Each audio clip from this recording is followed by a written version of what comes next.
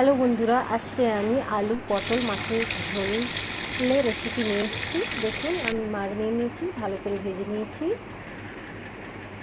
লাল লাল করে। তারপরে আমি কড়াইতে তেল দিয়ে একটু কালো জিরে দিয়ে দিলাম। কালো জিরেটাকে ভালো করে ভেজে নিতে হবে। ভালো করে ভাজা হয়ে গেলে এর মধ্যে আমি পেঁয়াজ দিয়ে দেবো। পেঁয়াজটাকে ভালো করে নেড়ে চেড়ে লাল করে নিতে হবে। লাল হয়ে যাওয়ার পরে আমি এই আদা, রসুন, পেঁয়াজ, গরম মশলা, খাড়া মশলা সব কিছু বেটে রেখেছিলাম, টমেটো, সেটা দিয়ে দিলাম, হলুদ দিয়ে দিলাম আর লঙ্কা গুঁড়ো দিয়ে দিলাম। দিয়ে এটাকে ভালো করে নেড়ে নিতে হবে। দেখুন, সুন্দর একটা কালার এসে যাবে, একদম লাল লাল করে তেলের মধ্যে দিয়ে দিবে। তারপরে আমি একটু নুন দিয়ে দিলাম স্বাদ মতো। তারপরে একটুখানি চিনি দিয়ে দিলাম, আপনারা চাইলে এটা স্কিপ করতে পারেন।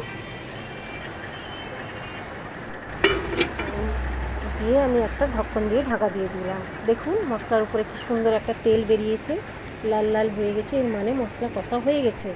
তারপরে আমি ভেজে রাখা আলু পটলটাকে দিয়ে দেবো।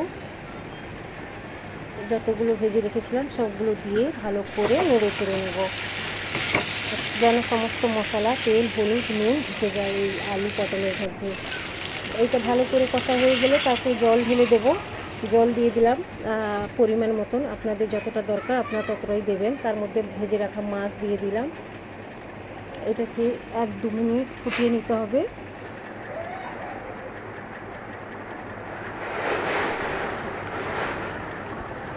এটা হয়ে গেলে তারপরে গরম মশলা দিয়ে বন্ধ করে দিতে হবে। দেখুন কত সুন্দর লাল রঙের এসছে।